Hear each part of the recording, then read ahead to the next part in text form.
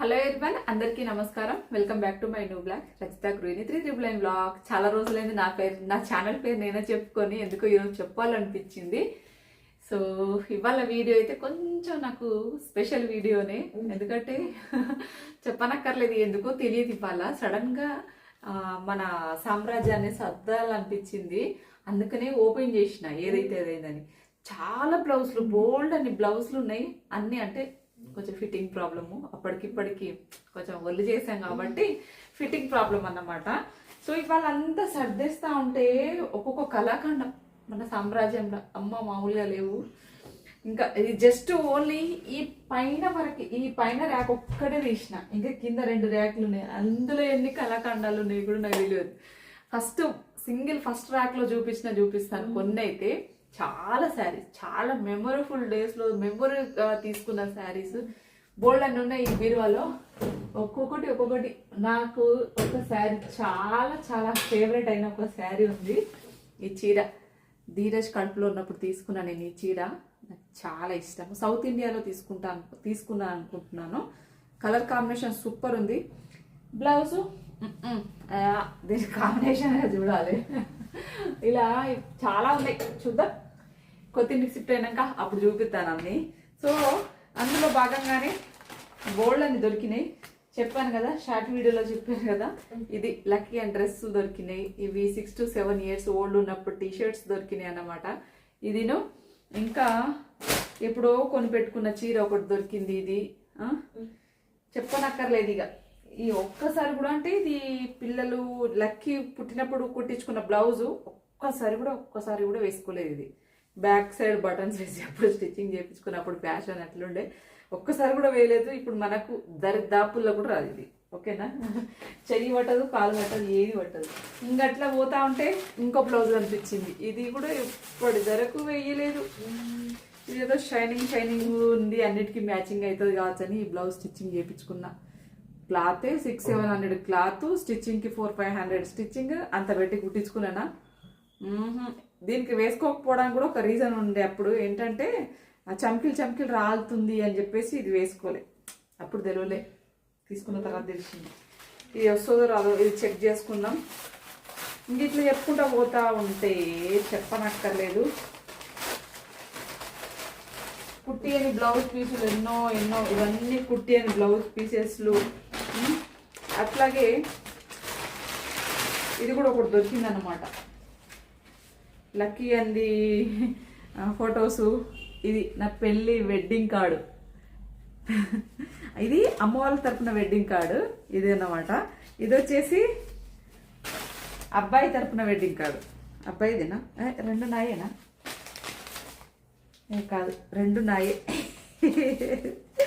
మా ఆయనదేమో లేనట్టుంది, అది ఆయన దగ్గర దాచి పెట్టుకున్నాడేమో. నేను ఆ వెడ్డింగ్ కార్డులోనే గిట్లా గుర్తుగా పెట్టుకున్నాను నా పెళ్లి కార్డు. ఇది చూపియనా? ఘోరం జరిగినప్పుడు ఇది. ఇది నా వెడ్డింగ్ కార్డ్.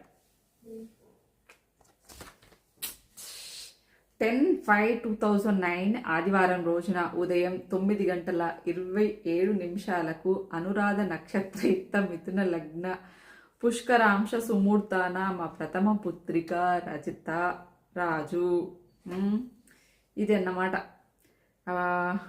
మొత్తానికి.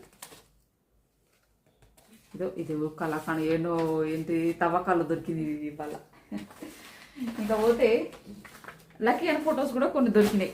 లక్కీగా ఢిల్లీకి వెళ్ళినప్పుడు ఇవి ఫొటోస్ క్యూట్ ఉంది కదా. ఇది రెడ్ కిల్లా దగ్గర దిగింది, రెడ్ ఫోర్ట్. ఇది రాజస్థాన్ వెళ్ళేటప్పుడు. ఇది మా ఆయన సర్పంచ్ ఉన్నప్పుడు. ఇవన్నీ దొరికినాయి. మా అమ్మ, మా అమ్మమ్మ, మా తమ్ముడు మన హాస్టల్ డేస్ అప్పుడు ఇవన్నీ చూసి తట్టుకోలేరు. మా నానమ్మ ఇక్కడ, మా నానమ్మ, మా పెద్ద నానమ్మ, మా నానమ్మ. ఇంకా మన హాస్టల్ ఫొటోస్ అయితే దారుణం, ఒక్కొక్కటి ఒక్కొక్క లెవెల్లో ఉన్నాయి. ఇవన్నీ చూపినా? ఇది మా కాలేజ్ డేస్ ఫేర్వెల్ పార్టీ అప్పటిది. ఇది ఇట్లా పోతా ఉంటే మస్తున్నాయి. కొన్ని నాకు నేను చూడడానికే భయంకరంగా ఉన్నాయి, అంత దారుణంగా ఉన్నాయి. నా స్కూల్ డేస్ కాలేజ్ డేస్ ఒక్క రేంజ్ అండి. నేను మర్చిపోలేని రోజులు ఏమన్నా ఉన్నాయా ఫ్యూచర్ జీవితంలో అంటే నా college days school days full enjoy చేసిన. నేను చించి పడేసిన. అప్పుడు ఎంజాయ్ చేసిన కాబట్టి నాకు ఇప్పుడు ఇట్లా అంత జైలు శిక్ష. అది ఇది వచ్చేసి అన్నీ ఉన్నాయి. ఇంకా అన్నీ చూసుకుంటా పోతే ఒకరోజు చూపిద్దాం ఇవన్నీ కూడా. ఇంకట్లా లక్కీ అని అన్నీ మిక్స్ ఉన్నాయి. ఇవన్నీ మా ఆయనవి నాయి అన్నీ మిక్స్ ఉన్నాయి. ఫొటోస్ అన్నీ కూడాను స్వీట్ మెమోరీస్. నా పుట్టింటికి వెళ్ళినప్పుడు చూపిస్తాను నా చిన్ననాటి ఫొటోస్ అన్నీ కూడా. అమ్మ వాళ్ళ ఇంట్లో ఉన్నాయి, అక్కడికి వెళ్ళినప్పుడు చూపిస్తాను ఒకసారి.